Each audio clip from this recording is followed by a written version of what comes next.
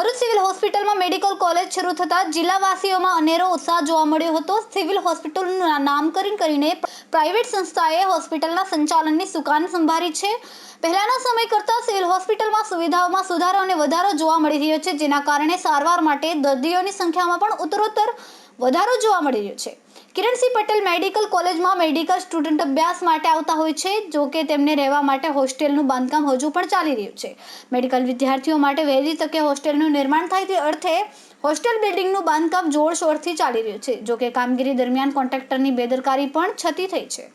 હોસ્ટેલના બાંધકામ દરમિયાન ગરીબ મજદૂરો કોઈપણ સેફટીના સાધનો વગર ઊંચાઈ પર રહીને કામગીરી કરતા નજરે પડ્યા છે।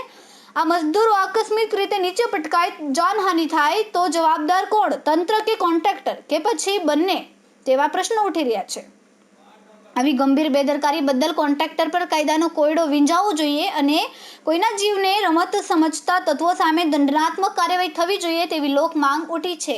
આગામી સમયે જોવું રહ્યું કે તંત્ર પગલાં ભરે છે કે નહીં।